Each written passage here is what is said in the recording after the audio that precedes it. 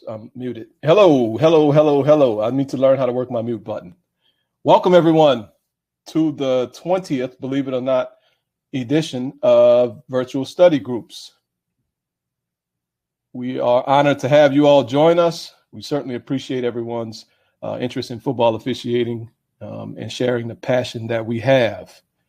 Before we go any further, I'll be remiss if I didn't make mention. Our brother Daniel, his mother passed on Monday. And we're going to dedicate tonight's session to the memory of Daniel's mother, Becky. Daniel is a dear friend of mine, someone who I look up to in the officiating, from the officiating standpoint, as well as just a lot of personal characteristics that he has. So I'm sharing, his pain is my pain. And I just want to have everyone, if they can, keep Daniel's family and keep Daniel in your thoughts and your prayers. Daniel is joining us tonight. Sometimes it happens that way. We have important events that happen in our lives. We have losses in our lives, and football, we are football officials. You know, we're not trying to minimize anything that happens away from the field and away from our studies, but we are football officials. And sometimes the game goes on. And thank you, Daniel, for joining us today for however long you're going to be on. And just, you know, it allows you to have, a respite away from, the other serious things that are going on with you and your family. Thank you so much, Tuta. I can't tell you how much that means, guys. Appreciate it. Sorry for your loss, Daniel. Thanks, guys. Yeah, that's a rough one, man. All right. So we talk about the last 2 minutes, the last 1 minute of a half. You know, we all like to, as soon as the clock hits 2, we like to jump on our communication devices. Under two. Or if we don't use communication devices, we like to just start shaking our 2 fingers at each other. But what does that mean? We get under 1, we start doing the same deal. Under one. What does that mean? You know, rules come in, there's specific rules that come into play. So what we need to do at that point, instead of just mindlessly throwing up 2s and 1s and yip-yapping about under 2, under 1, we need to be purposeful in our what word would I use here? In our concentration, in our rules knowledge. And this one we need to start applying it. Everyone can work the game. When it's easy, anyone can do it. But sometimes when that clock is ticking down, that's when we really need to step it up. We're going to start with a layup tonight. I'll just play this first video and start the poll. We love test questions. Everybody gets test questions right. Here is the poll. We got a run and play. 3rd and 17 at the 8:27 and a half. Umpire has a flag for offensive holding. At the 27-yard line, how are we going to handle the enforcement? Yeah, I know you only saw the play once. Maybe I'll play it again.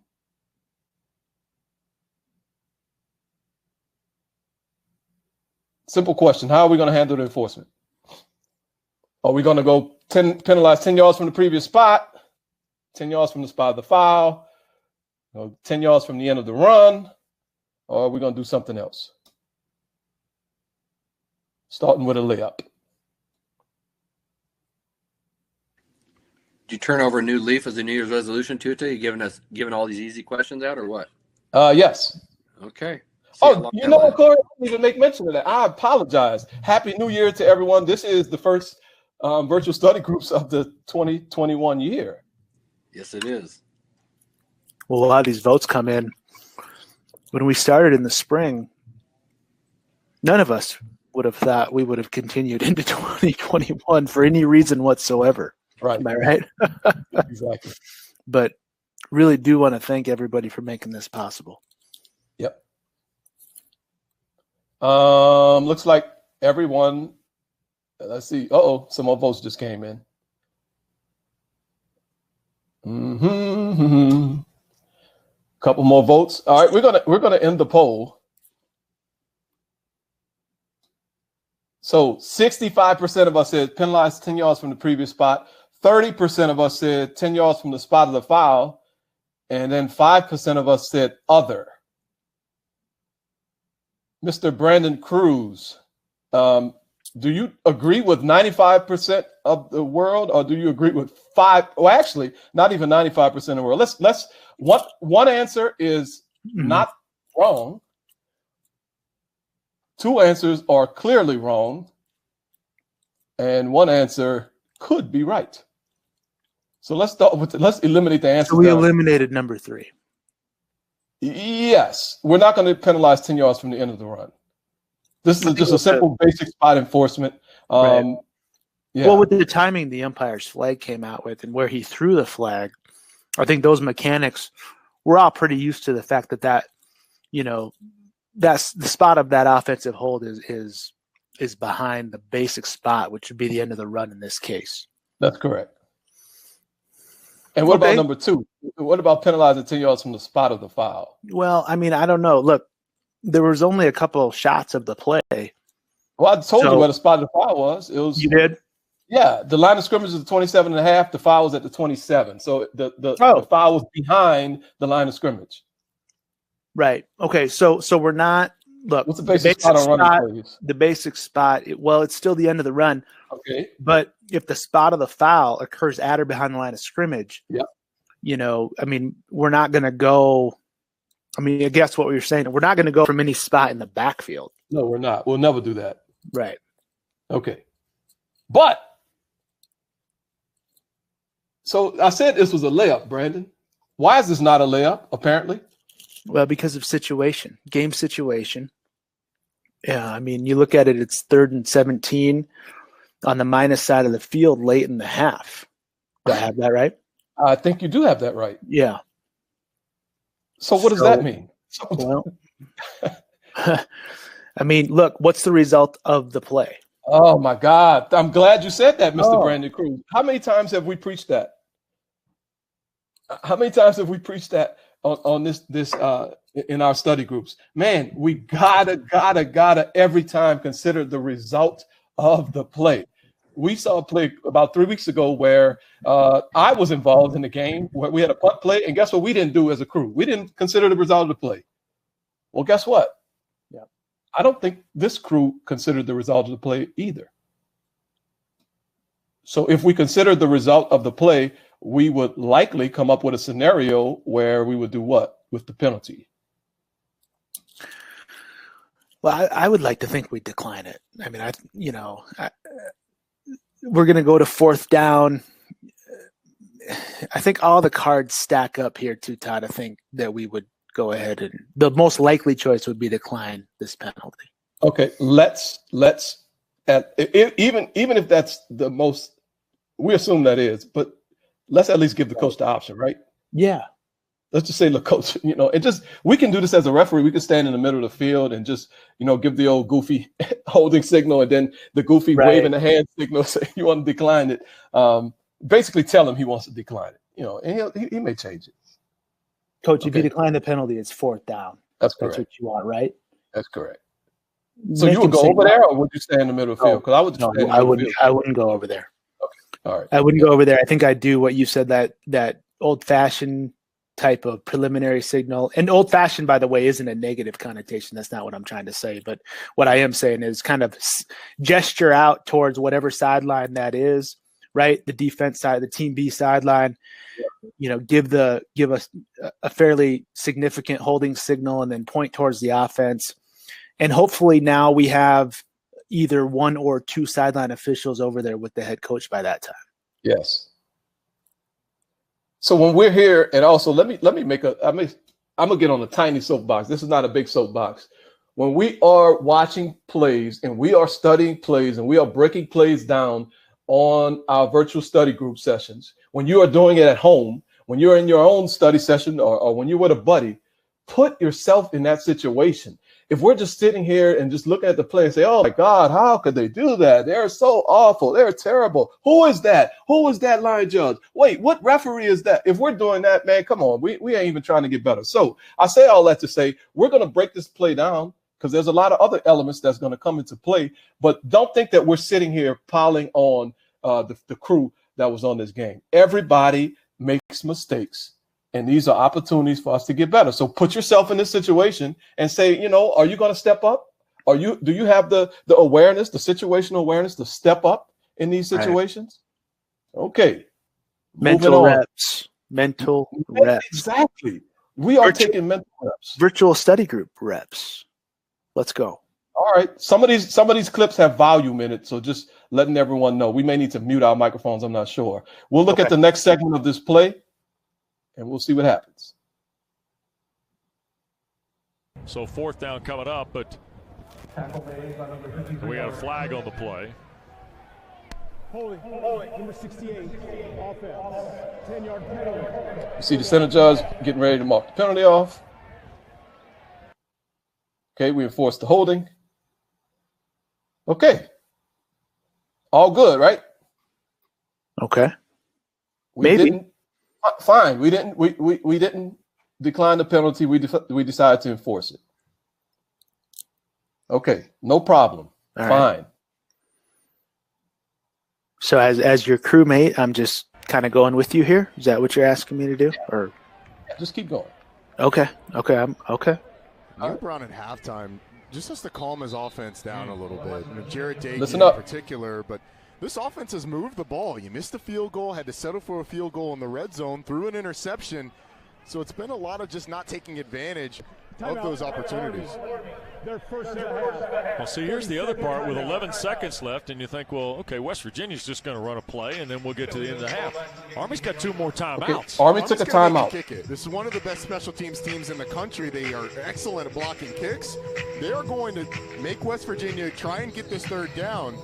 Keep or listening. At least run a play on 3rd down, and they're going to call a timeout and make them kick it on 4th.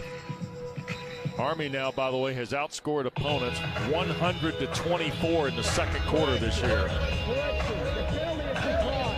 And there's some scary notes. All right.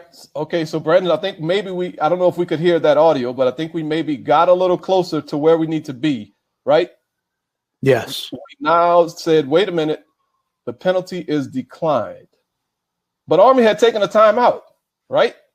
So okay, so I think the sequencing just in real time, Ty, because we've kind of been there in different situations, maybe not this exact one. Yeah. Sequencing seems to be that we announce that we're going to enforce the penalty 10 yards from the previous spot, which would be correct if they accept it. Yes.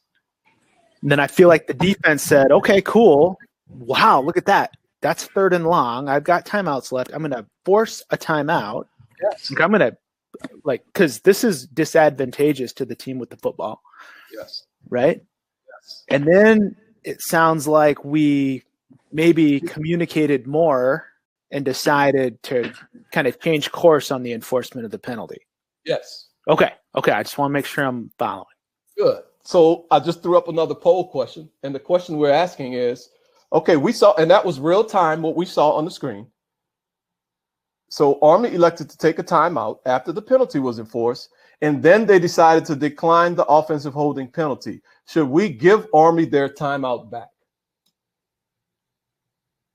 Now, I know you may be asking, well, it's 11 seconds. Does it really matter?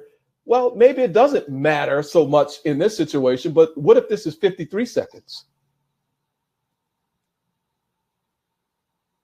And there's never a situation, in my opinion, where it, quote unquote, doesn't matter. Well, I don't want to be that absolute. Okay, so the votes are coming in and we're asking, should we give them their timeout back? Hey, Corey, let me ask you a question. You're over there on the sideline and we decided to enforce the penalty. What are you doing? What are you doing? What are you thinking? Once a flag is thrown, what do you start doing at that point in time anyway? Like, are we assuming like you're asking me from the beginning of this play? From the beginning of the play, what do you do when a flag is on the ground? Well, when I see the flag on the ground, I want to have an idea of what the flag is going to be. So hopefully, I can hear through the communication, or at least see some type of a signal or hear something. Because if this is to my side, maybe I know it's a hold, but this is in the middle of the field. So if you know what's going on in there, you can help. You're not involved with the reporting of the foul. You kind of have that slow heart rate. So you can maybe get guys out of the muck. And in this situation, I say, well, this is a no-brainer. They're going to decline it, call a timeout. It's 4th down. This is easy. But sometimes when you're in the midst of it, it's not so easy. And so, I have all the grace in the world for what this crew's going through, because we've all been there. Yes. You go too fast sometimes, right? You go too fast. You kind of outthink yourself. And so, had you slowed down and think, why are we going to enforce a 10-yard penalty when it should be 4th and whatever? I think you got 6 or 7 yards, 4th and 10. No reason that they would want this penalty enforced. So, at that point, though, if it has progressed to this point, I think, then you step up and say, hey, hang on a second. Even if the announcements are made, why, did we confer with the coach? Do they really want this done? And, you can kind of start to work yourself out of it but once you get in that spiral, man, sometimes it's hard to get out. Yeah. Okay, well, here's I'm going to end the poll. Here's the results of the poll. What is that? Almost 2/3 of us, a little bit more than 2/3 of us say we do not give them their timeout back because they wanted to stop the clock. And 1/3 of us said, yeah, I give them a timeout back because we didn't give them the option for declining the penalty. Now, I have my opinion, and I guess, Mr. Cruz, what is your opinion? You're a referee on this game. Are you giving the team the timeout back? Well, I think I would think hard about this, and I'd want to make sure. Look, what was the result of the play? So was the runner down in bounds, or was he out of bounds? I guess we need to know that, huh? And I'm not trying to be flippant with my lack of preparation on this play for our session. Okay, don't drill me on that. But I'm actually working through this with you because it's easy to lose these details, Corey. And guys, I think it really is easy to lose some of these details. And then all of a sudden, like you said, I love how you said, like, we just kind of get into this little, I don't know what you said, but I'll just say tailspin. Spiral of decision making where we're making decisions without really good information. So remind me, was he down in bounds or not? I will tell you, yes, the runner was down in bounds, but hopefully, when you're in this situation on the field, somebody on the field is going to know. The covering official hopefully will be able to tell you, yes, he was down in bounds. We got to know that. All right. The thing is, I think we didn't really give him a chance to properly and let me just say the word strategically until I think a lot of people might disagree. Really, we didn't give them a chance to just strategically process all of the aspects of this situation. Yes. And I don't think we maybe properly administered it from a football IQ strategic standpoint. And that's okay. That's okay because it's really a great opportunity to grow for all of us, including whoever was involved, including for those of us watching, including for those of us on the call tonight. Yes. So I am one on the side of the fence that would say, oops, tail between my legs. Coach, you get your timeout back. Aha, interesting. I'm on the opposite side of the fence, and I'll give you my reasoning why. Good. I agree and disagree. So the play was down in bounds. Army took a timeout because they wanted to stop the clock. Mm-hmm. Well, they stopped the clock with their timeout. So whether we properly administer it or improperly administer it, they still wanted the clock to stop, and the clock stopped for them because of their timeout. Had they not taken the timeout, the clock would be running after administering the penalty. Potentially. Well, I'm spoiling another. We have another poll question coming up. Okay.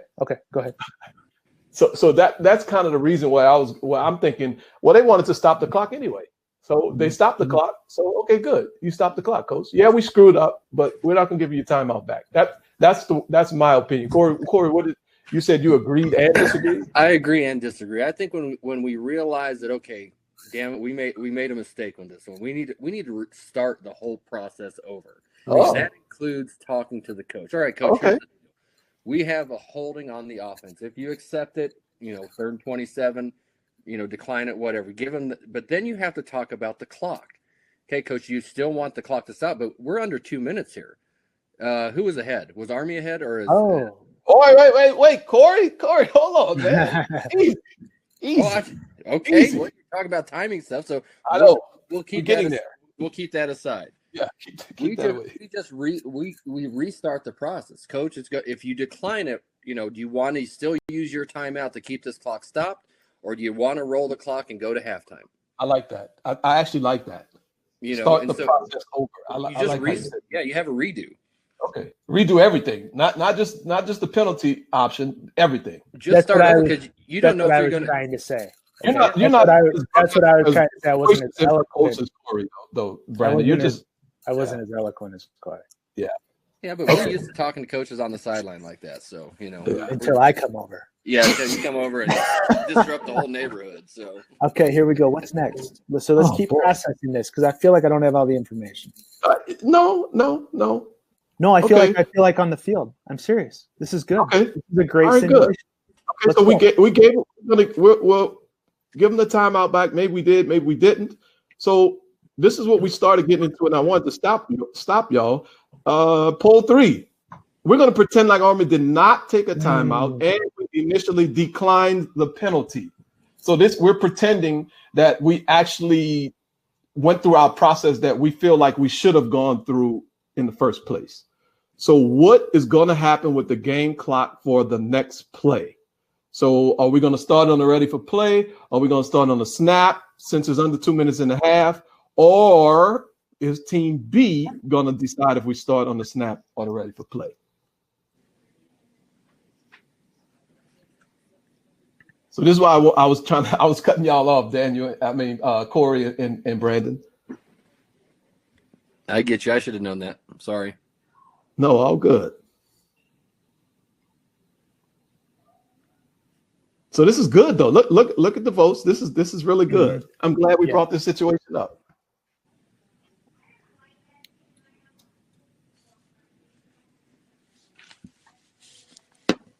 So you're posing here that we came out with an announcement that the penalty was declined. Penalty declined. That's correct. Nobody took a timeout. Nobody took a timeout. What are we going to do with the clock? What are we going to do? And the foul was by who? Foul was by team. Hold on. Look. I'll run the video back so we can see. Offensive holding on team A.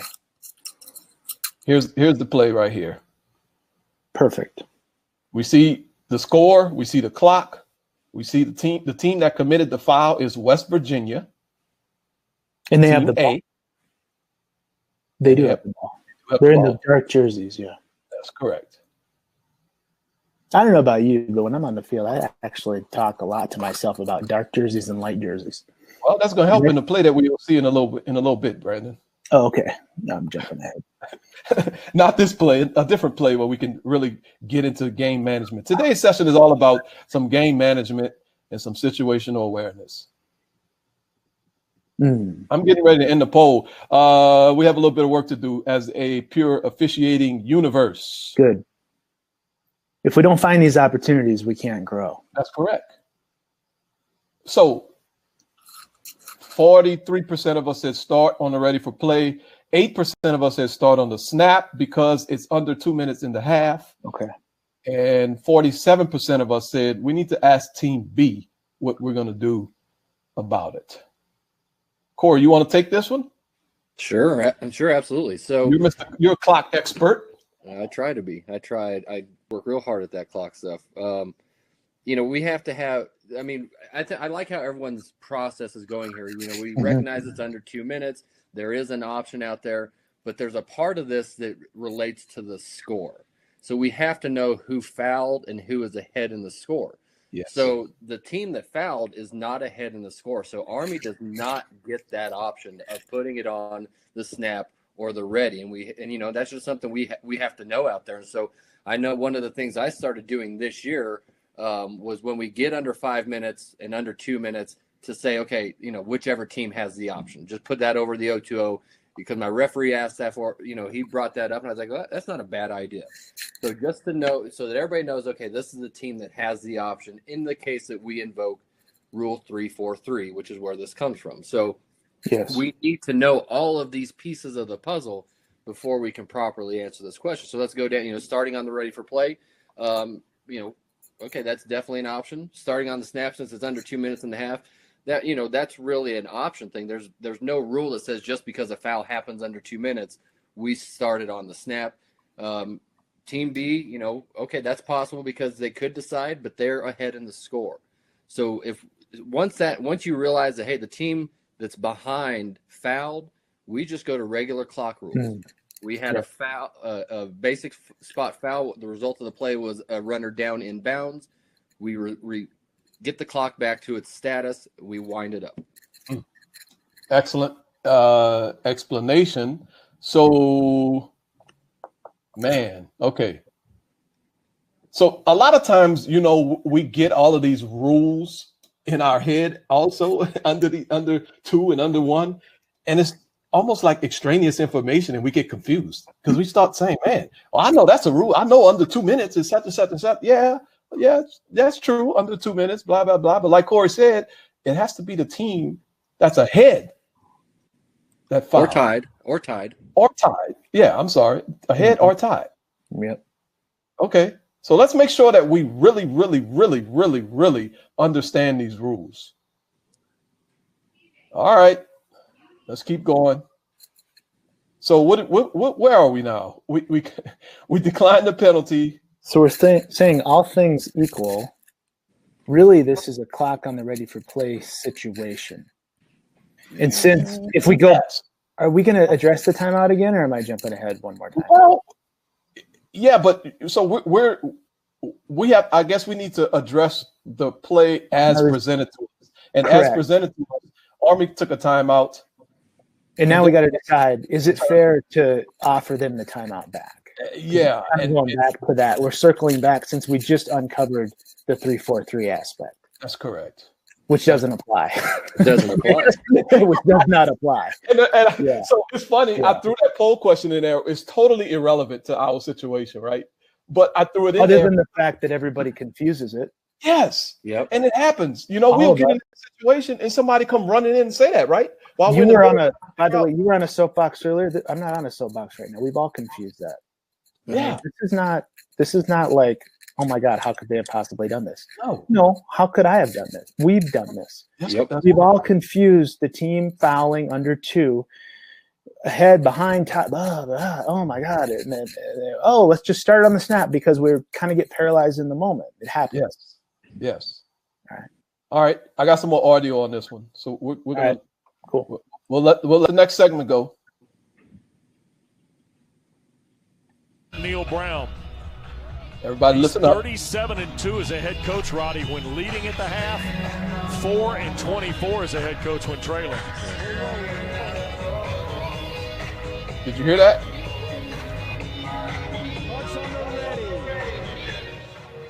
And they're trying to decide whether it was third. If it was announced as third down, it looks like it's actually fourth down. They're trying to decide whether. Okay, so the referee said clock's on the ready. Yep. Okay, so if I'm on the field, hey, Daniel, I'll ask you. So we're in a timeout. So he didn't make any announcement about no timeout, about giving the timeout back or anything like that.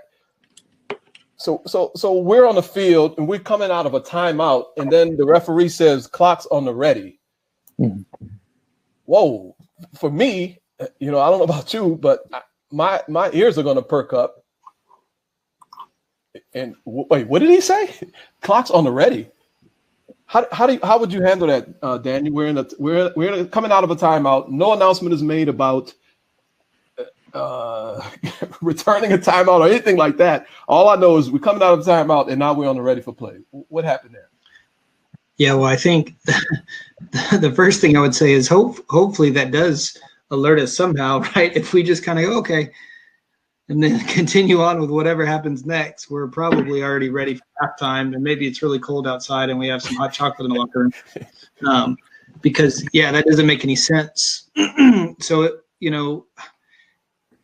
I would say a couple of things. If we're in the timeout, I know this isn't really the point of this whole segment, multiple segments, but if we're in a timeout, let's be really careful, especially when there's a lot of things going on that we're not checking out, whether it's 30 seconds or whether it's a media timeout. But there's certainly things to think about.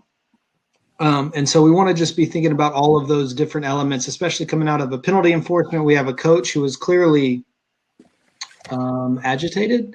Could be a word. So like there's just a melting pot of all these different circumstances that need to communicate to us that we need to hyper our focus. And so, if the referee comes in and says, we're going to start on the ready, if I don't, I guess what I was trying to say is really, I hope that I understand why he's announcing that. Like we've had a conversation during timeout, something has made me understand that. Because if not, guess what? I'm going to have to delay this game a little bit, right? We're going to lose some efficiency because I don't, we always have to be careful, right? We don't want to insert things that aren't necessary, but like, that's a big deal. I can't just allow this to happen without understanding. Not that I'm like the person that everything needs to get run through, but this is just, I think to your point, a really unique scenario. So I've got to come in and say, wait a second, we're coming out from a timeout.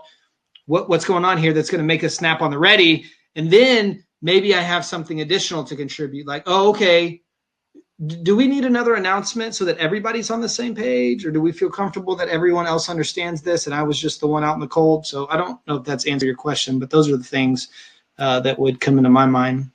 No, that's great. So what basically, if I could summarize for simple people in simple terms, you said you're going to step up, right? Yeah, I should have just stopped there. I mean, we ask, why are we doing this? Why are we doing this, guys? Wait, this doesn't make sense to me. We talked about this last week. If you have information, bring it. And sometimes we got to step up, man. If we want to go from good to great, we got to step up. We got to step up, man. We got to step up. And if a referee is coming out of a timeout and winding a clock, something ain't right. So, and maybe, and I've had this happen to me. I've killed a clock, and the referee had no kind words for me when I got to him. But it was okay. Maybe the referee will tell you, Daniel, yeah, man, kind words. We gave him the timeout back, so we're going on the ready. We're fine. Maybe he'll tell you that, or maybe he'll say, "Oh, wow, yeah, you're right." But you have to bring that information. You absolutely have to. All right. Are we going too slow? No, I think there's one more aspect of this. I'm surprised we're going this fast. Right. Yeah, that's my point. We're talking about the crew communication there, but what about, when you're playing that audio, what do you notice in the background? There's a lot of music playing. That coach has just been told, okay, it's not third down, it's fourth down. So he's he's going into coach mode. Like, okay, I got to change my, now we got to punt, and he's not listening for announcements. So we as a crew have to make sure that coach understands, hey, coach, this is going to go on the ready, because had he known that, maybe he changed it. Maybe he just, okay, wind it up. We'll go to halftime. Who knows what's going to happen, but I don't know if that was communicated. You can see in that last video clip that they're telling him it's going to be fourth down. Right. But I don't know was the clock status. And I think we relied on the announcement, and I don't know if everybody heard that announcement, because you even told us to listen for it. And the first time I heard that play this afternoon, I didn't catch that part. Right. Well, here's the other point. Oh, sorry. Go ahead. Let me just, Tutak, go for it. But I'll just add quickly that when you tell a coach we were going to play third down, but now all of a sudden we're going to play fourth down, and I know that maybe they'll consider the clock status, Corey, but honestly, the first thing they're going to think about is, oh my bleep, is my punt team are they even on the field? Like, are they even in the stadium? I need to get 11 players out there who know what, punt package we installed coming into this game, to understand what we want to do if we say punt, whatever. And I don't know what their play calls are. That's not what I'm claiming. But that is what's important to them is control. They want to control everything. When a guy in a bad striped shirt with a kind of funny looking hat comes over and says, hey, by the way, it's not third down, it's fourth down, they lose their mind. And I don't blame them. Right. You know, because think about it in your business, in your family, or your wife when she gets new news about we all lose our mind, and it's because we can't control it. So now we look to the first thing we can control, which is being mad at lack of communication.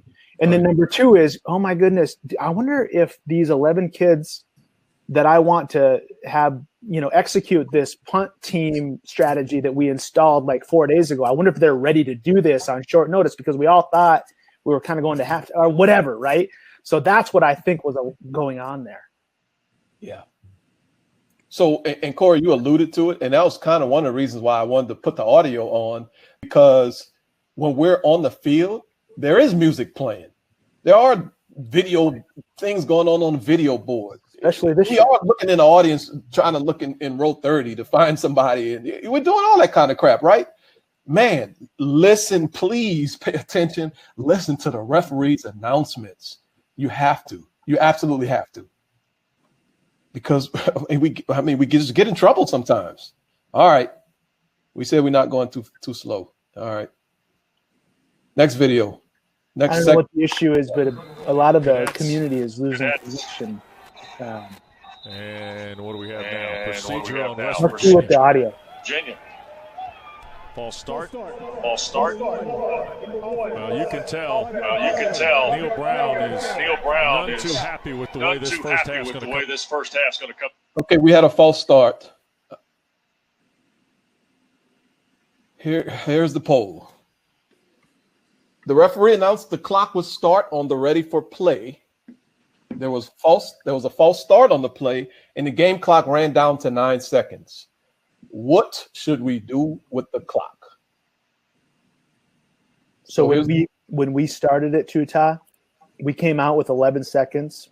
We announced ready for play, and then we had a false start. That's correct. Okay, good. And then when we blew the play dead, the game clock was at 9 seconds. It was at 9, yeah. So are we going to reset the clock to 11 seconds? Are we going to leave it at 9 seconds? Or are we going to do something else? This is really good. This is really good. And we know that there's one that is absolutely incorrect. If you want to play that game. Yeah. I don't think I gave away the answer. Maybe I did. No, I don't think you did. Okay. But we know that it's, you know, a lot of times the right answer is kind of a silly thing to label 1, 2, or 3. A lot of times it depends. That's correct. Okay. Sometimes an answer could be not wrong, but not right as well. Oh boy. Okay. All right. Seriously. I'm glad you're quarterback in this one. No, there's an answer in here that's not wrong, but it's certainly not right. Okay. And then there's another answer that's just flat out wrong. It's flat out wrong. Based on how the situation was set up. But it could have been right if we would have done X, Y, and Z based on what we talked about prior. That's correct. Okay, so cool. But we're dealing with the situation as it presented itself. The bottom line is we got to be on the same page. We do. And I'm going to end the poll. And look at that. We have a lot more work to do. Again, we have 30%. This is almost a dead split. 30% say leave it, reset it to 11. 30% say leave it at 9 seconds. 39% say other. Who wants to take this one? Okay, I'll cherry pick. So we came out and said clock on the ready for play. And that was the point of having the audio on the last announcement.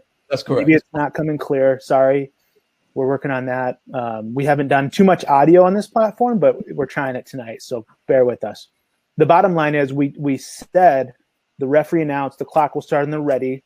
Theoretically, we gave the timeout back, whatever. Okay, if we're going to start the clock on the ready and then we do that and have a false start, the clock was running when the false start happened. So we're not – it's not like we have, you know, a start of a quarter, we're at 15 minutes, and then right close to the snap, the offensive lineman jumps, but maybe the clock operator starts it, and then we got to reset that clock to 15 minutes. Well, that was on the snap. That's clear. This one's not like that because we said clock on the ready for play. We're going to whistle the play back in. We're going to wind our arm from the referee position. The clock's going to go. The false start is what kills the clock. So we don't really have, by rule, any opportunity to reset that back to 11. So we don't reset a running clock on dead ball fouls, is what you're saying? No. Unless, and it could be, right? Let's say the clock operator totally went to sleep and it ran all the way down to 2. That's different. Yeah, that's different. We're gonna reset it, but we're not gonna reset it to 11. We'll reset it to something, whatever time it was when we looked at the clock when the play was killed, which in this case was like 9 seconds. Yeah. Okay. So you told us we're not gonna reset it to 11 seconds. Right. So you like answer number 2? You want to leave it at 9 seconds? Maybe. I like 3. Yeah. Why do you like 3? Well, what's the status of the clock, and what part of the game are we in? We're under a minute in the second quarter, and since we just announced the clock would start on the ready, clearly, to me anyways, unless I'm missing something, Corey, this is a foul that stopped a running clock under a minute and a half. Well, that's how I see it. Okay. So what does that mean? We have another option to discuss. We have the opportunity for a 10-second runoff. Yes. And so we have to communicate that to the offended, in this case, the Army coach. Yes. What do you want to do? And, I think this all stemmed, that we start that spiral, man, it's hard to get out of it, right? It is. Our heads are spinning. We screwed up this, we screwed up that, and then your human nature is we're at each of our positions reliving what just happened. We're not in the present. Right. And when you get out of the present, you're no good. It's just, that's human psychology right there. So, man, you have to be aware. You have to reset. What's happened has happened. Reset. And so whatever it takes you to get reset, whether that's a pre-snap routine, jingling a talisman in your pocket. Sometimes I do that. I got a pocket full of coins in my pocket when I'm out there. So that just kind of resets me. I swear, Corey Luck is a strange man.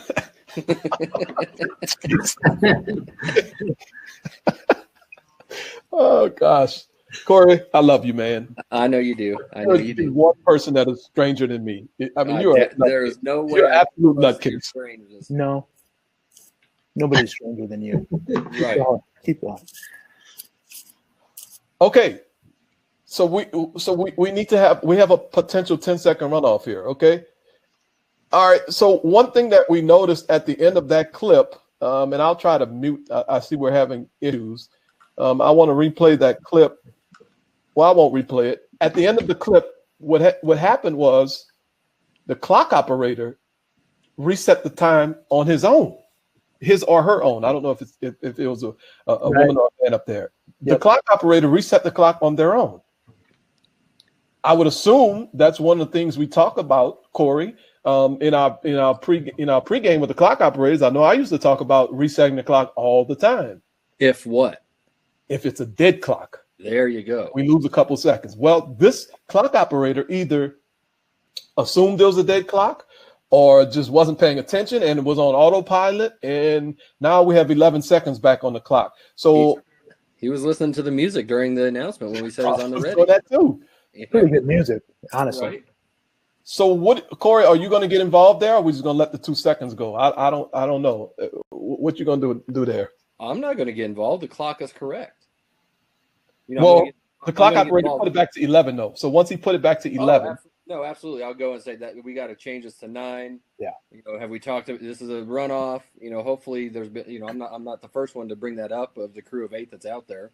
But no, as soon as I see that they put that to 11, I'm in there 100% because that's a big difference. Yes. 10 second, if they enforce a 10-second runoff, well then, you could possibly still have a snap. But if it's at 9 seconds, it's halftime, baby. Let's go get some hot chocolate. Yeah. So 10 seconds is a big deal. Yes. You know what? I skipped something. Did you? I did. I skipped something huge. That's okay. That's how it works out there. If it does. Go ahead. And this is real. Right? We went to the timeout. All right. I'll pretend like these are all produced and scripted and all that stuff. No.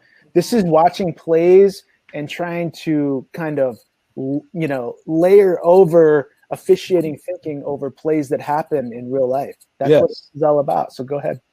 So we went into the timeout and we said that we're enforcing the penalty, third down, blah, blah, blah, blah, blah, blah, blah. So we went from the 27.5. We probably had the ball at the 17.5, right?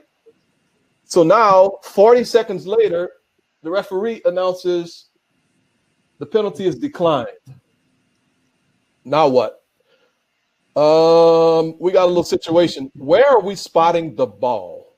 I forgot to ask that question. Where are we going to put the ball? Well, and that's a question that anybody in the community, anybody who's talking, Brandon, Daniel, Corey, somebody please tell me, where are we going to put the ball?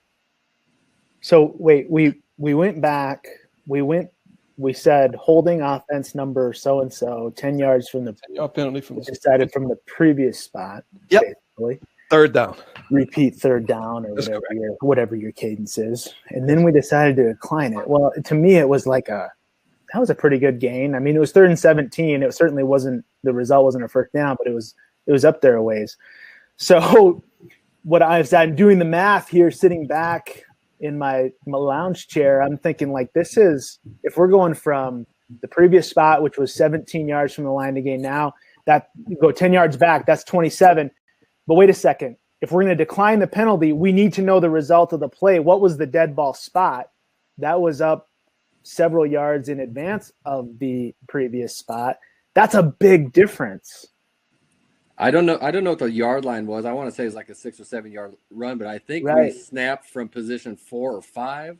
Okay. But we ended in left sideline. So we got to position 1. So I don't know the exact yard line, but I think we need to be position 1. Position 1, like 7 or 8 yards downfield from the original line of scrimmage. Yeah, something like that. Who's going to know that? Ooh, that's a good question. Really good question. I don't think that's in my hopper, to be honest with you, as a deep official. I don't think about lateral position. That's something that I wrote down as a goal for mine for next year to kind of have that a better idea. I really don't. I feel like if we get lateral position, that's fine. I feel like getting the dead ball spot is our challenge now, because they declined the penalty after we moved the ball back several yards. Yeah. Several yards, not just 10 yards, several yards from the actual dead ball spot. How the heck are we going to recreate the result of the play, Tuta? We're in trouble here. We are in literal trouble here. We are in a pickle. So, it's real easy for those of us who work with instant replay. We can just have our communicator look at our replay official, look at the previous play, look at it. Communicator will just tell us, look, it was on the whatever yard line it was. But we're sitting here. And I didn't do this intentionally, but maybe I should have. Just forgot to ask about the spot, because now I guarantee there's nobody in this broadcast right now that knows exactly what the spot was. At all. None of us know. None of us know. What are we going to do? Mr. Brandon Cruz, Mr. National Championship referee, oh, you're so great. What are we going to do? Oh, wow, that was aggressive. Whoa. What are we going to do? We got to do something. Well, if I was of that mindset, I'd pray. That would be quick thinking. I think you have to go up to the head. I think it was the headline judge and say, "Hey, do you remember what the end of the run was?" I promise you, the headline judge has no idea, because I know. But that look in his eyes, like I have no idea. So, Tuta, you just played the result. That's fine. We are going to exactly do what Corey said. We're going to shut the game down and say, "Okay, wait a second. They actually decided to decline the penalty." I have to go to the official who is, we don't gamble as officials, but we play odds a lot on the field, if you think about it. So we have to play the odds of who is most likely to understand where that dead ball spot is. So we're going to go to whatever line of scrimmage official that, run ended on that side of the field. And that's where I would go first. Okay. If they don't know. So here's the question. If we don't really know, do we make up a spot, or do we just leave it where it was from the penalty, or do we go to the previous spot? One thing we know, we're going to know whether the spot for the penalty, where the ball is left for penalty, we're going to know where the previous spot is. We should be able to know those two things, because we have somebody working the chains and they write down all of that crap. But we probably are not going to know where the end of the previous, what the result of the previous play was. No, you're right. Everybody in the world knows that the run gained yardage. That's all we know. So do we make know that? Serious question. Would we make it up, or Yeah, we'd be better off not trying to make it up? no, we do. You have to make something up, yeah. We estimate. Okay, here's the thing. Okay. When we throw the flag, and we talked about this isn't a spot foul, but we have a lot of fouls that end up being spot fouls. Illegal block in the back during the return, intentional grounding, holding downfield during a run, but the holding foul is beyond. Okay, we are estimating those spots all throughout the game. This, in my opinion, while this isn't very comfortable saying it like this, Tuta, we're gonna go ahead and estimate that this run ended, 5, 6, 7, 8, 9, okay, 7.5 yards downfield, and we're going to put the ball down there, and we're going to play. We'll go with it. That's our job. I like that. I like that. And obviously, look, if you've got a great support staff, meaning alternate officials, perhaps you're fortunate to be working with instant replay, there's other tools we can use. But man, do we want to? How much? Then you get into the point, Tuta, of saying this. How much time do we want to spend quibbling over? Did we miss it by a yard? Yes. Did we miss it by 2? Correct. There's 11 seconds to go in the half. I'm going to start the clock on the ready. Did we miss it by a yard and 3/4? Right. Gosh, and look, I don't know if we have answers to all these really kind of annoying questions we're putting out there, but this is real life. You can't argue that it's not real life because it happened just now, like 3 days ago, right? Yeah. And so these are the conundrums we face in these situations on the field, and I think this is where, Corey, like you're always a big proponent. Just guys, when we get in these situations, can we just kind of flip over common sense and see what common sense has to say about this? Right. Yeah. Right. If nothing else, I mean, let's use our heads out there. I mean, let's take a deep breath and figure out, okay, all right, we're not going to go back to the previous spot. That doesn't make a lick of sense. So maybe we don't. Say we're working, replays out, so they, their equipment went down. We have to work the game. Just make your best educated guess, and pretty good chance that we're going to be within a yard or so. Yeah. Yeah. I like that. But obviously we're in a pickle here. So, let's get better. That's what we're here for. We're trying to get better. Okay. So, geez, where are we? So 10-second I'm run. still confused about the timeout personally, but I feel like we've moved on from that. Yeah, we got timeout alone. Okay. Next deal. Prevent what just happened. A run through. Hold on, I need to pause this. So Seven blocks on the we're year snapping for from. Why is it not paused? Kick is away Hang from on. Sumter. And the first half clock. Does pause work now? No. It doesn't work. This one. Turn the exit video. Stop video. Yeah. All right, sorry. It's all good. So I want to make sure we know where we are. So now we have 11 seconds on the game clock. The ball. Okay, I'll just be blunt and honest here. The ball is not relocated in the proper place. We did not put the ball where it's supposed to be. We put the ball on the previous spot. Even though we declined the penalty, we didn't find the dead ball spot. We did not have the dead ball spot. Okay. So there's something, if we have replay officials on tonight, there's something that, look, man, you can really help with the crew. You can really, really help with the crew. We get stuck in these pickles here. If we're going to decline this play, get on, for us, I know we some of our crews use the word zebra. And when a replay official communicator says zebra, we are going to stop. Everybody's going to stop, and we're going to listen.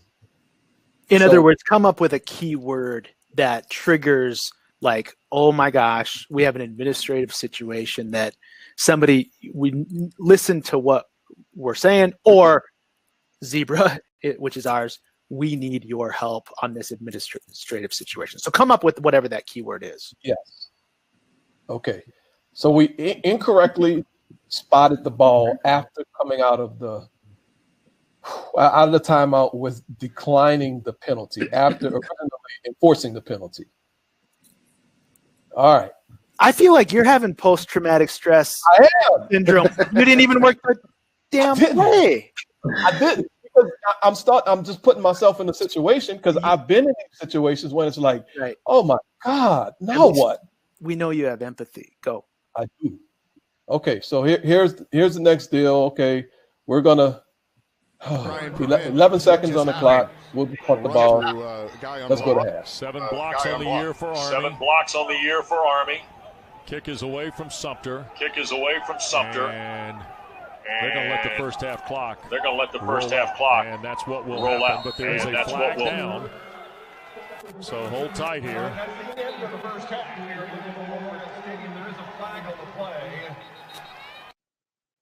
So hold tight. Okay, we have a flag down. During the kick, apparently. On that punt play, we have a flag down. Well, there's no return, so yeah, it had to be during the kick. On the punt play. So we have a question here. Okay, here we go.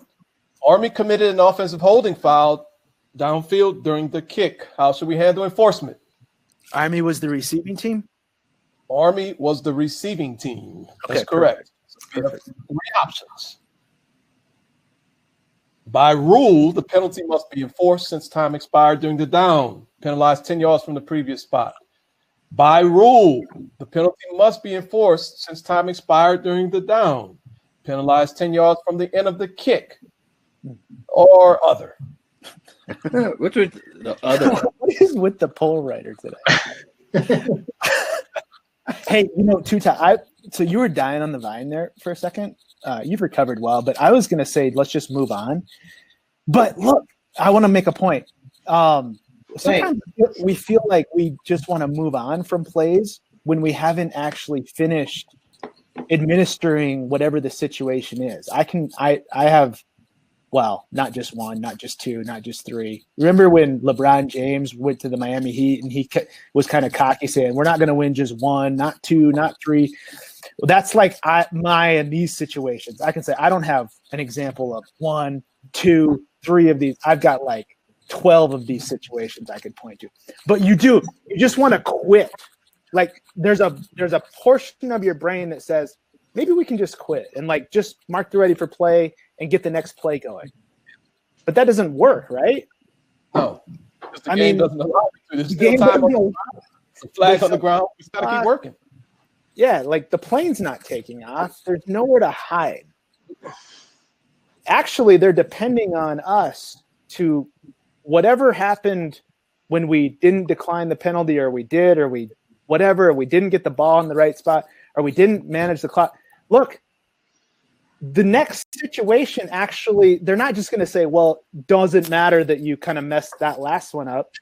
I'm trying not to be mean, because I've been there. But they still turn to you and be like, well, what are we going to do now? That's right. You know what I'm saying? What are we doing now, Mr. Official? That's right. That was the point I was trying to make. Yeah. And I've been there. And that was my weird way earlier, Brandon. I'm so happy and so proud and so thrilled for you to be working a national championship game. And I had to throw it in your face a little bit. So that was me doing that earlier. But you obviously are someone who I think very highly of in the officiating world, and just to be able to share that moment with you and watch you work that game is just going to be tremendous. So I'm really proud and happy for you. And so that was me just sticking to you a little bit earlier. Appropriately saying that 58 minutes and 38 seconds into this session. I appreciate that. All right. So 18% of our audience just still doesn't get it. And I apologize if I'm insulting you by saying that, audience members who voted for option 1 or option 2. I was hoping that we would have realized by now that we really need to consider declining the penalty sometimes. Sometimes declining the penalty is the best option. Okay. At least in this situation. Yes. Please, let's go to half. Daniel already said it's freezing cold. There's hot chocolate in the locker room. If you ever happen to work a Wyoming game in Laramie, Wyoming, when it's cold, you have some really nice hot chocolate in the locker room. Excellent. Very coffee in there. It's really good. I don't drink the coffee. I drink the hot chocolate. But it's called a mocha. Okay, so look, we've got a foul. Clock is expired. If we decline the penalty, it's halftime. Yes. If we enforce the penalty, what is Army going to do, Brent? Enforce the penalty. What is Army going to do? We got to. Well, I don't know. I mean, that's again. We were trying. I think we feel like we were maybe trying to do all that before this. I don't know what Army wants to do, and the more I try to figure it out, the more I'm wrong. Quite honestly, I'm serious. And so I'm just thinking here, like, hey, let's just ask them. I mean, at this point, let's just ask them. Okay, do you want to extend this? Do you want to run a play? Because this is a clear and obvious PSK foul, so let's eliminate the previous spot enforcement. That's correct. We're not going from the previous spot. So number one, we'll do PSK rules, and we need work on that, and we all continue to need work on that. By the way, we had a session the other night with a group of officials where we clearly need work on PSK rules. That's okay. We all need work on PSK rules. It's a hard rule. Yes. Number one doesn't apply. Number two does, only if they accept it. Number three, other, meaning decline the penalty, go to halftime. I mean, let's just get out of here, I think. Please. Yeah. Okay. So I revel in others' pain, apparently. I'm better than reveling in your own, that's for sure. I'm in the fetal position right now. Is that what you're going to make me do, or what? Mics. We're going to watch what actually ended up happening. Mute your mics. Going to the locker room. During the kick, holding, number 18 receiving team, 10-yard penalty from the end of the kick. First down. The half is not over. The quarter will be extended for one untimed down. So there you go. The minute he pointed toward Army, you knew that we'd have to have the untimed down. So we'll hold you for one moment before we send you to Kevin Connors and Trevor Maddich with the Capital One halftime report. So sit tight, fellas. It's been a weird first half. Yes, it has. Army's really only had the one long drive. They were able to get in the end zone. It's really been West Virginia that's had the offensive success consistently. So the question is going to be adjustments-wise. What does West Virginia go to offensively? It seems like they've been. It's halftime. So there you go. Penalty declined. Halftime it is. So see, we weren't going to steer Kevin and Trevor wrong at the end anyway. Okay. Hallelujah. 11 seconds. It took an hour and 2 minutes. There's a lot to think about here, right? So the whole point of this was, man, step up. But before you can step up, you have to understand what you're doing. Yeah. Absolutely have to. Yeah. These officials, it's not that they don't understand what they're doing. And I know you're not saying that. No, I'm not. Stuart Mullins is the referee. Stuart is a great friend of ours. He's been very supportive of our platform. He would love actually to be on talking about this. That's the kind of stand-up official he is. I actually traded texts with him after this situation, and he, broke it all down. I mean, he realizes what happened. Yep. We just get into these headspaces, guys and gals, where we I don't know what it is, but that's what happened here. That's okay. I mean, thank you, by the way, to this crew for helping us all learn and grow from this. Yeah. So we've really tried to communicate that effectively and over, really to just exhibit empathy, because we are not in the business of throwing stone, because as we continue to say, we've all done this. But don't misunderstand that. The message isn't that it's okay and, well, those things will happen. No. So here's the question, the prerogative I would send to everybody, and I don't know that tonight's the night to get into it because it'd probably kill the rest of our session. But what you need to really ask of yourself and do some, not just soul searching, but I think some studying, some research, but how do you avoid this happening to you when you're on the field? Some of us, maybe we don't know who's winning, who's under rule enough. Maybe we don't have it backwards and forwards to where we know it very clearly. Some of us, maybe we really find ourselves being overstimulated in these stressful, intense segments of the game, and we need to find ways to relax our thinking, calm our breathing, to be able to contribute in these tense moments.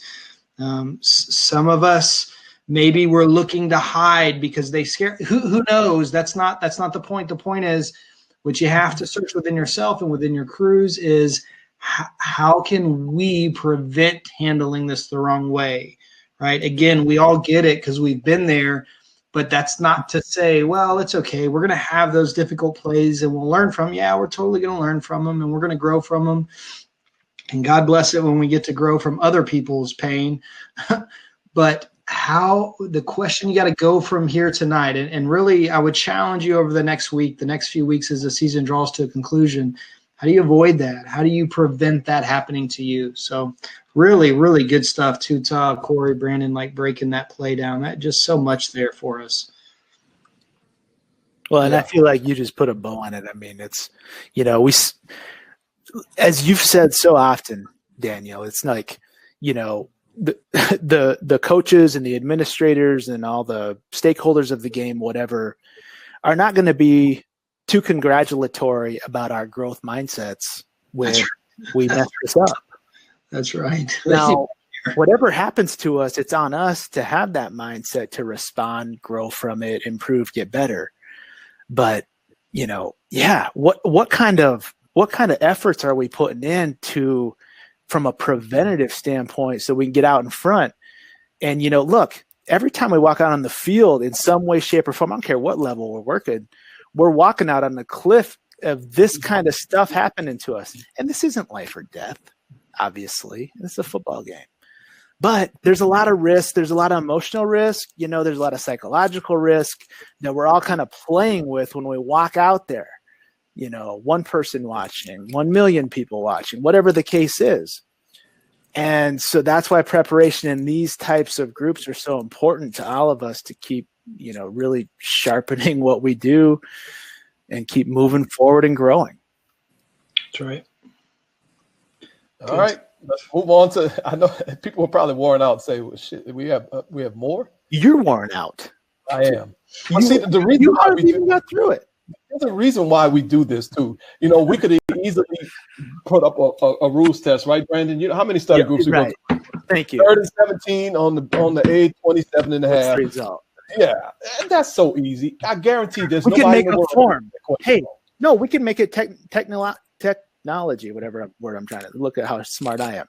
We can make a form, where you could input your answers, and there could be 7 answers, and that would be really, really sharp. And we still wouldn't get as much out of it. If you really lean in and dive into how you laid this out for us, it was amazing the amount of learning we can get from that.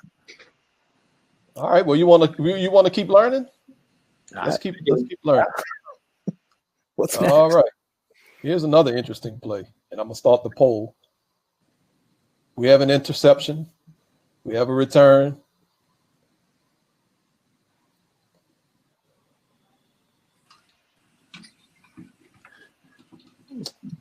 Do you want us to? Okay, there we go. There's our poll.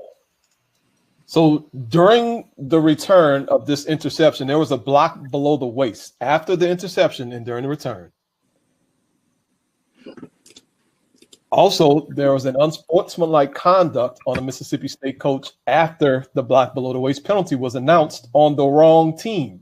Brandon, you mentioned earlier, dark jersey, light jersey, red jersey, white jersey. So we got ourselves in a little bit of a pickle here too. So, I didn't put the audio on this one intentionally. So we got blocked below the waist. We enforced it on the wrong team. I've done that, by the way. I was in a game where we did a illegal blindside block on the wrong team. Yep. And then we have a flag because the coach is gone, not the head coach, but this assistant coach is going irate. Okay. Because he heard the announcement and said, what in the world? And here's the play. You can look at the bottom of the screen. You'll see the block below the waist. The white player is blocking the red player below the waist. TV zooms in for us. Perfect. Okay, so that's what we have going on this play. Now, there's no question that's a foul. That's not what we're debating. That is an absolute foul. Who cares? We're not talking about a foul. That's a really good place visually to be on that for that official too. Absolutely. I really like that. That's a great call. Really good. So what are we supposed to do now? So once we realize that we got the penalties even straightened out, do we need to first give Mississippi State the option of enforcing the block below the waist penalty on the try or the succeeding kickoff, then give Tulsa the option? Or do we need to first give Tulsa the option of enforcing the unsportsmanlike conduct on Mississippi State and then give Mississippi State the option of enforcing the block below the waist? And of course, Tulsa's coach is upset. I don't know what he's upset about. His team fouled. I was asking that too. Yeah, what is he mad about? His team fouled. And then, or if we're going to be efficient, let's just get the options at the same time. Okay.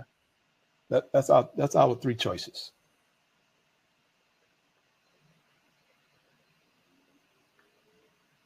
After we corrected the initial announcement, right? Yes. Okay. Yes. Phew. Okay.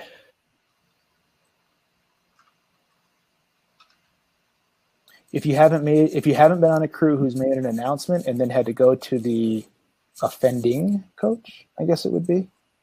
See, now I'm all confused. If you haven't been on a crew that's made an announcement and then had to go to a coach and say, "Oops, we didn't mean that. We meant this." Just wait. I mean, and look, it's not like, oh, well, that's going to happen. Great. Like Daniel, let's go circle back to what Daniel said. Let's prevent it from happening all we can. But these things happen. I mean, they happen. Well, obviously it happened because we're looking at it on TV right now, right? We're looking at it on the screen. So yeah, it happens. Yeah. It's not like you went back to 1954 and pulled this. No. And everybody is an accomplished official, and we keep saying it over and over, but we're going to keep saying it. Turn on our tape. You're going to see all kind of crap just like this. And and if you're sitting at home and you're saying blah blah blah blah blah, I'll tell you what. Send me all your game film. Yeah, I'll make a whole session just about you and your issues on your game. If you think that this wouldn't happen to you. All right. Let's end the poll. Let's go. Okay. So 72% of us said, let's first give Mississippi State the option. 4% of us said, let's give Tulsa the option first. And then 3% of us said, let's be efficient and get both teams' options at the same time. Should I take this one or Brandon, or you want to take this? Go ahead. You're on a roll. Okay. So let's first of all, if we ever have live ball fouls and dead ball fouls, we absolutely have to deal with the live ball fouls first. So is there an exception to that? No, there's no exception to that. There's zero exceptions. So for me, that's an easy way that I remember it. I don't know if you want to figure it out another way, but if you have a live ball foul and a dead ball foul, you absolutely positively have to deal with the live ball foul first. So number 2 would be totally incorrect. We cannot give Tulsa the option first. Now, number 3, said, let's be efficient, because we talk about efficiency here, right? Yeah. On pure officiating, we talk about efficiency all the time. Well, how are we going to get an option from both coaches at the same time? Because we don't know what the other coach is going to decide, right? So it's not really possible or practical for us to get options from both coaches when each coach's decision may rely on the other one. And it will be incorrect to get Tulsa's decision anyway, because their penalty, the foul that they will be enforcing, the foul that they have the option of, is a dead ball foul. So we have to deal with the live ball foul first. So in this situation, we need to go to the Mississippi State coach's sideline first. And really, because we're talking about a personal foul that has options after. Basically, it's a personal foul by the non-scoring team. The non-scoring team, on a exactly. Play that results in a touchdown. So what do we know about that? We have the option to put that on the try or the succeeding kickoff. And so when we get over there to the coach, Brandon, you're getting over there. Right. First of all, coach ain't happy with No, but I was going to go to option 3 first to try to say, we talk about efficiency. Well, I've done this. I've done this too. This is like crazy that you're bringing up all these situations. Because I've done this. I've tried to outsmart the whole situation 2 times. And been like, well, if they do this, they do this. So then I just go to be efficient. I kind of skipped the first step and went to the next team, right? And said, well, if you want this, then you want this, then you want this. And all that did was confuse me. And worse, it confused the coach.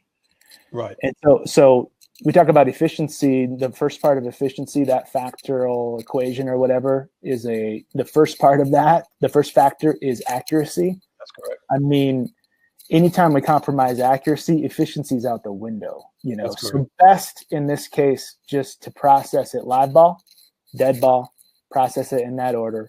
If you need to go to the coaches, go to those offended coaches in that order. To me, don't skip steps. Don't skip steps here. And don't prove that how smart you are, because a lot of times when we try to prove how smart we are and we try to prove how great of an official we are, we do just the opposite. And we make ourselves look foolish.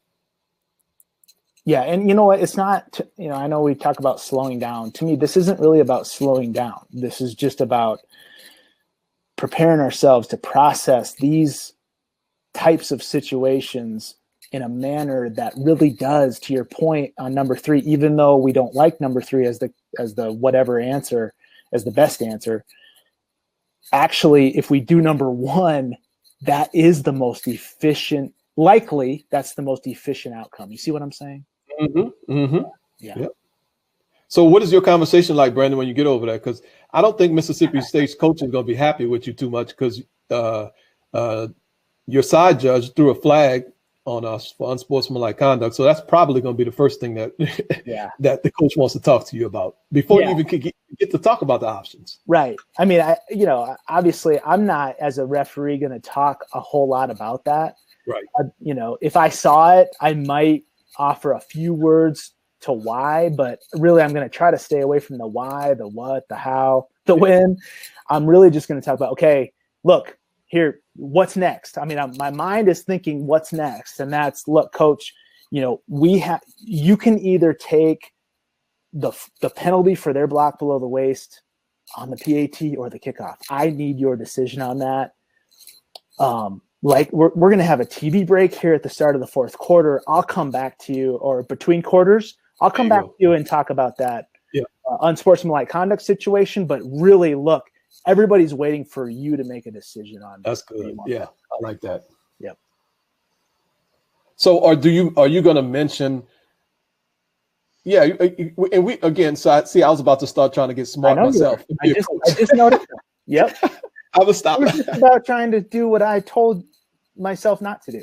That's right. Yeah. Just flat out asking where he wants to put his penalty. Forget about all the rest of the crap. Yeah. Okay. If you ask a question strategically about what they can do, I'll go into that. But just don't even get into it. Huh? I just don't. I mean, yep. Yeah. Okay. Anything else on this play? This one went a little quicker than our 11-second play. Corey, Daniel, y'all have anything else on this play? I don't have anything to offer. I think you guys you hit all the points I would talk about. I have a thought. It's not exactly one-to-one relevant to what happened, but just something to think about. When we're thinking about calling unsportsmanlike on coaches, this isn't okay. So like we just announced the wrong way. Like we didn't mark the penalty off incorrectly. We weren't lining up after incorrectly penalizing or enforcing the penalty. Right. So there's not a whole lot of leeway and who knows what happened, right? We don't get a great view for anybody acting a fool on the sidelines.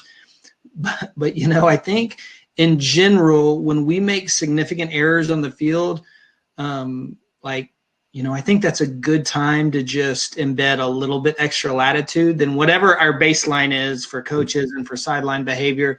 Again, I'm not suggesting anything about this. It just brings that topic to mind because we've seen those.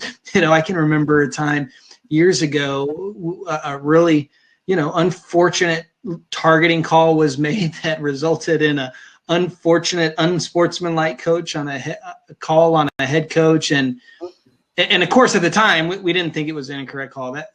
But the point, the broader point that maybe I'm not making very clearly is like when things get really muddled and we know we've made mistakes, like let's just be cognizant of that when we're dealing with these coaches who are very invested on the result of what we do, right? And the outcome is very important to them, and everything that goes along with that. So that's the only thing I was thinking. Again, not super relevant to the technical elements of this, just a kind of a general idea that came to mind as we were working through this. Yeah. And also, like the official who called unsportsmanlike conduct, I would probably ask that they maybe not be part of the conversation with trying to administer this penalty. Does that make sense? Yeah, it's a great. It's just a lot of emotion. And I mean, look, we understand there's emotion on both sides of this. Somebody said something about somebody, obviously, which drew the foul. And we're not judging that. I think it's probably correct, as 100% can be correct.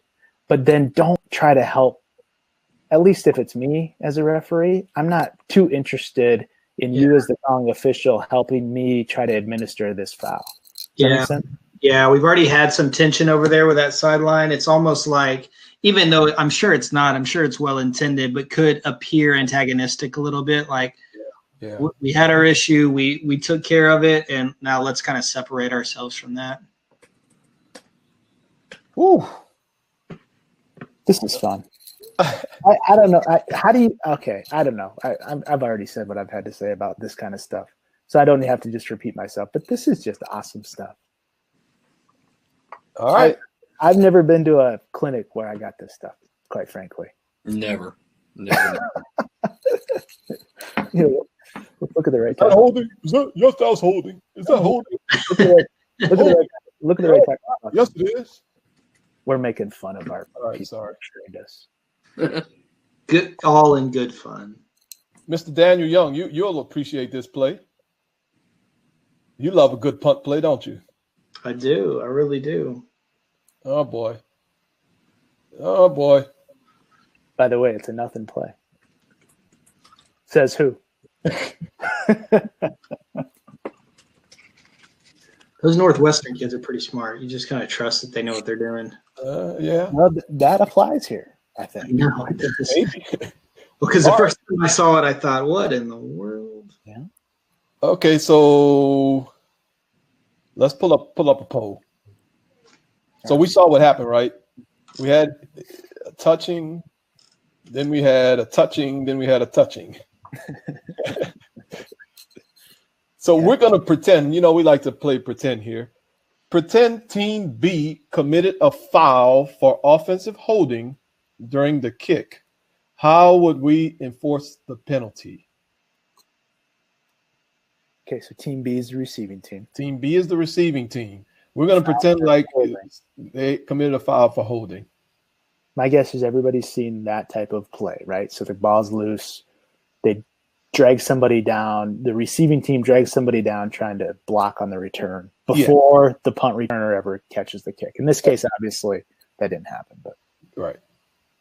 So then we had, it looked like the ball hit an Ohio State player at the 6-yard line. Then number 19 for Northwestern touched the ball at the 1-yard line or whatever that was. And then Ohio State picked up the ball after that. Right. Oh, boy. Okay, Ohio State, let's make sure that's the kicking team in red. And I know everybody knows who Ohio State is. Northwestern, team in white, is the receiving team. That's correct. Okay. I told you I have to do that to myself. The team in white this is what I say during the play. The team in white is the receiving team. I'm not kidding. You're like, you're a referee. Who cares? Matters.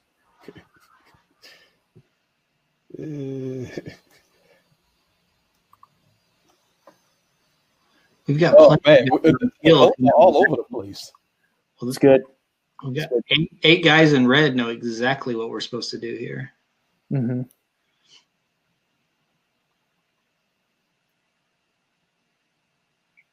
Holding on the receiving team during the kick. How do we enforce? You got confusion. Looks like illegal touching was. Maybe we should define illegal touching real quick, Tuta. Okay, we can do that. Illegal touching is when the kicking team touches the kick prior to the receiving team touching the kick. Yeah. Scrimmage kick. Beyond the neutral zone, obviously. Beyond the neutral zone. Yes. Yes, we got make sure we say all of that. Okay, I'm in the poll, even though we still got a couple votes still coming in, but I'm gonna end it anyway. We're all over the place. Yep. Mr. Cruz. Well, first of all, we kind of need to have the back judge help us out and understand what happened, right? Mm-hmm. If you're a referee, do you have any idea what's going on down there? He thinks he does. Well, yeah, I do. No, okay, let's just be honest. So if I don't have like roughing the kicker or anything like that, I am probably going to see this number 19 in the white jersey for the receiving team do something, and I don't know what he did. I don't have the detail, but I'm like, what in the heck just happened down there? Right. So we refer to that as smoke. So like if you ever hear us talk about smoke, it's like, okay, there's some smoke here. There obviously is some smoke here. So I'm going to get down there and see what's going on. You know, does that answer your question? It kind of does, but my question was to Daniel. Oh, I thought you asked me. I'm sorry. But just like a referee, you just inserted yourself into the whole process.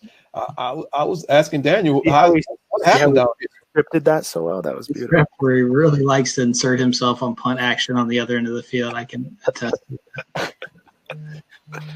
So, yeah, I just want to tell the referee real quick on the 0-2, I've got an illegal touch at the 6-yard line.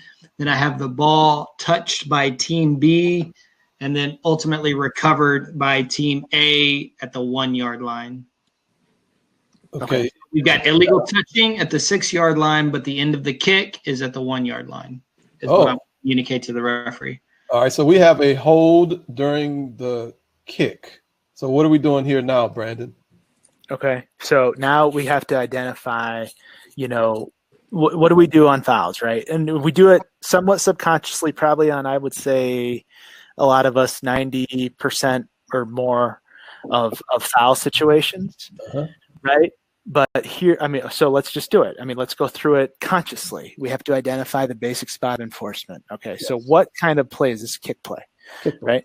Kick play. Okay, so now look, we know that if it's a kick play and the foul is by the receiving team, there's a special enforcement clause because normally the basic spot is the previous spot. But we know that if it's a foul by the receiving team, it's a foul that occurs downfield, right, beyond the neutral zone.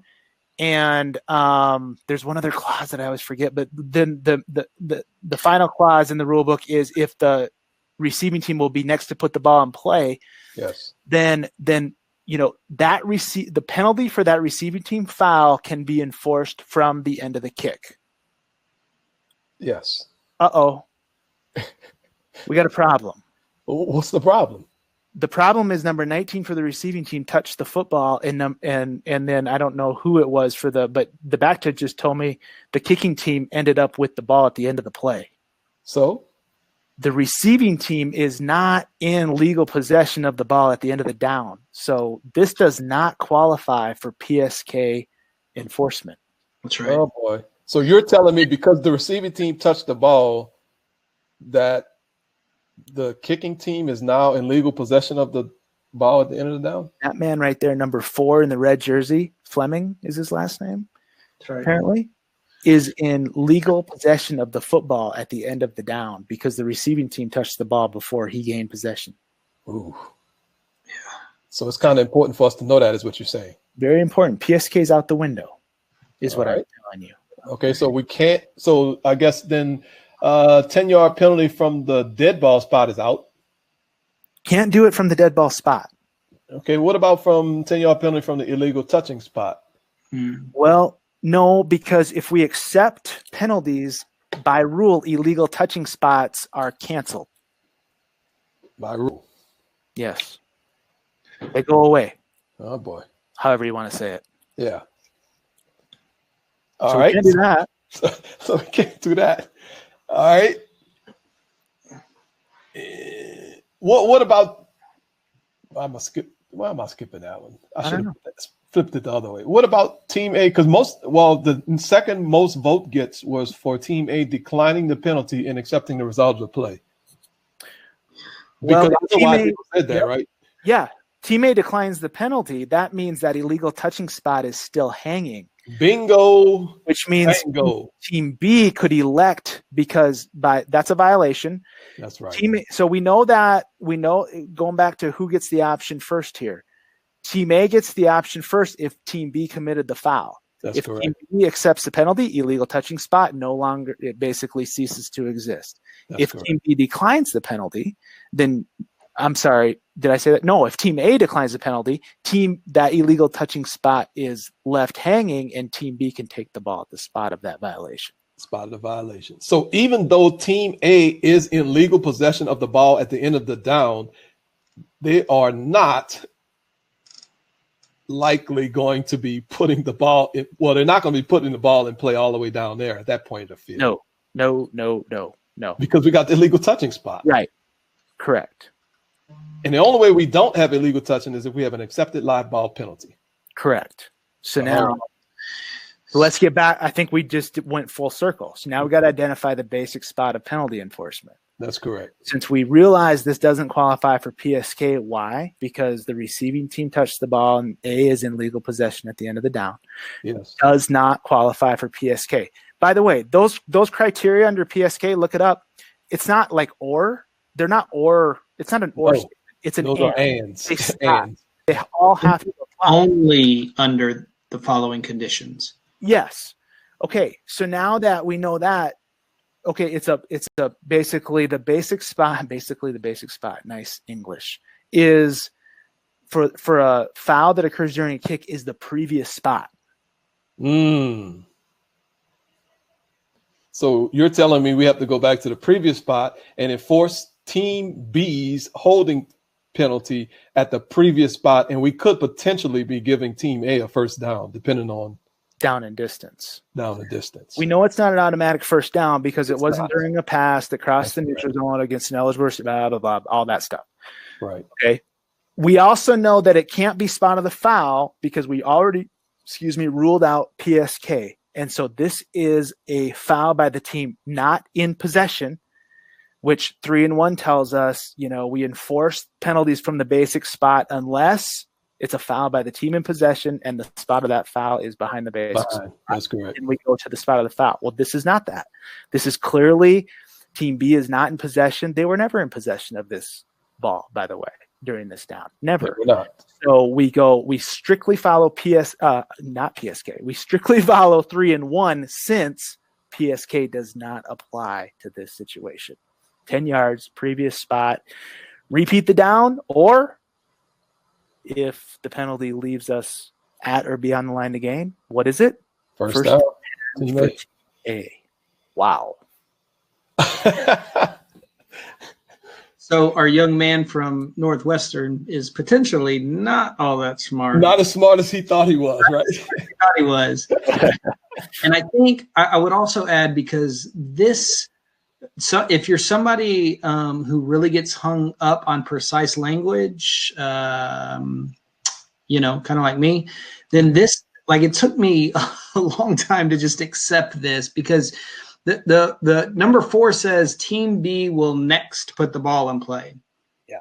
Right. So if we go back to the circumstance, they're going to put the ball in play because we have an illegal touch. That's why number 19 is so bold, because he knows they're going to get the ball at that spot. So it's almost better to think about it as, and this could get tricky, but for me, it's almost better to think about it as Team B will not next put the ball in play at the end of the kick, and it could be tricky because there's potential, I guess, a weird bounce where that illegal touch is at the same spot at the end of the kick. But I don't know. I guess what my point. I guess it's just you gotta. Yes, Team B is going to put the ball in play, but we're looking for an enforcement spot, and we can't enforce the foul where Team B would next put the ball in play, and that's the illegal touch spot. So I don't know if that's necessarily helpful, but like the wording of that is confusing. It is, and this is one of those things I would almost encourage you just to bank this exact scenario where if we have an illegal touch by Team A, a subsequent touch by Team B, and Team A ending up in possession, just categorically, we're not going to be able to go PSK there. And you may be better off just knowing that than you would be running down this 1, 2, 3, 4 list every time. Mm-hmm. Right. I think it's really good, and it's a lot to digest, as Mr. Hamilton just said in the chat, and it is. But we know that, at the end of the down, and I know what the rule says, and I don't like that wording. I don't know how to make it better, Daniel. I know. I went down the same line. Yeah, I don't have an answer. I don't know how to make it better. Yeah, but I do like what you said. Is like if Team B is not next to put the ball in play at that spot at the end of that kick, right there, then really, PSK doesn't really apply. And him touching the ball really takes Team B out of being able to put the ball in play at that spot where we saw Mr. Fleming for Ohio State recover the football. Gosh. And what did you say, Brandon, when we started off? You said this is a nothing play. Nobody talked about it. They didn't bring the fancy rules analyst on. They didn't even replay it. Right. They just went to commercial. Right. I'm serious. I'm watching the game. They went to commercial. By the way, there was no foul on the play. The crew nailed it. Yeah. We injected the foul as a what if. Yeah. Which is plausible. That's extremely plausible. How many times this holding on every play? Exactly. I really like that the deep wing, I think it was a field judge, came in at the end of the kick spot, put the ball down there and waited while the back judge went to the illegal touch spot, signaled illegal touching with where his beanbag was. I mean, that's subtle, but I really like those mechanics. No, that's what you want to see. Yeah. That is officiating the play presented to you right there. Exactly. Because those spots are important, right? Those spots are important. Yes. Depending on what else happens. Exactly. They may not be important, but they could be because of what you said. We have a lot of fouls that happen during the kick on pump plays, called or uncalled, whatever. If they're called, we got to deal with them. Man. And we can only deal with them if we understand these rules. And we can only understand these rules if we do discussions like this, seriously. Because if honestly, just talking among us, if I read the rule book, I don't understand that. Oh, absolutely agree. I don't read the rule book. I don't even try. I don't understand that at all. And somebody who relies on words and language to help the world make sense to them, it makes me insane. And it took me a really long time. Amen. I mean, I don't understand that at all just by looking at that, 150 some odd page book, whatever it is. We need examples. We need discussion. We need we need to challenge each other. Practical.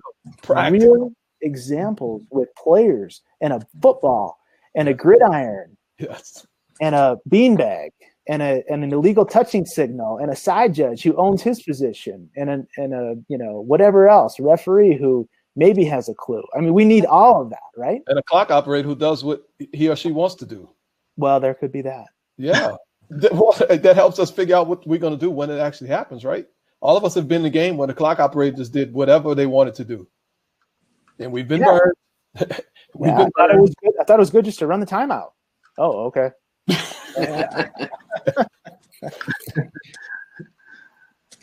Guys, all right, great night, man. We had 3 other plays loaded up. Obviously, we went pretty long on play number 1. I would say sorry, but I'm not sorry because I really liked play number 1, and I thought we did a great job breaking it down. Dan Foreman, certainly appreciate you alerting us to the Army Air Force. We still didn't get to the play, did we? We still did. We'll do it. We have it next week. We had it queued up for today. We will bring it on next week. We have another targeting play that we had for today. We'll have that next week. What else did we have queued up for today that we didn't get to? Some blindside block stuff. Yes. Oh, a really good blindside block play. I think we just missed blindside blocks and targeting, so that's not that big of a deal. Whatever. Right. We'll get it next week. I think we've talked about them once or twice. Hey, next week we're going on Thursday, right? Oh, thank you, Brandon. Yes. Again, just another announcement, and we'll send out an email and we'll put it in the huddle as well. Next week, we are on January 14th. So mark your calendars. Do not show up on January 12th because you're going to be disappointed. Nobody's going to be here. January 14th, 7 p.m. Central, same time, same place, but on Thursday. Yeah. My favorite session of all time. Thank you so much. Thank you again to everyone for joining us. Much love again goes out to Brother Daniel Young. Thank you for joining us, Daniel. Can I share something real quick before we close? Yes. I just can't thank Corey, Brandon, and Tuta enough for their just thoughts and prayers. It's been difficult for sure, but here's what I wanted to share. So thank you for the kind words and the start of this session. I just can't tell you how much that meant to me. But for those of you that don't know me, my dad is a part of the officiating community who was still married to my mom 47 years when she passed on Monday. And also my younger brother is part of the officiating community. Here's what's so cool. I mean, we've had an outpouring of just love and affection, as you can imagine, from all different areas, professional, friends you just make as life evolves and you do different things. But by far, the most significant amount of just text, calls, emails, well wishes have come from the officiating community. And that is so cool to me. So such a cool thing that we get to be a part of. And it really is bigger than football. I know maybe sometimes I have a tendency to go into that area, but it's bigger than football. And it's just really cool to know the friendships and relationships that we're able to develop and that they transcend the game. So I guess that connects to you guys being here, a part of this with us. We appreciate this and really and genuinely, it's not just lip service, value community and us being a part of this together. So I just wanted to share that. And again, thank you so much, guys. I appreciate it. The whole family does. So that's all. Thank you, DY. Yep. Stay strong, my man. Yep. We will be in touch. All right, everybody. Have a great week. Great work tonight, everybody in the community. Tuta, great job. Corey, thank you. See you guys very soon.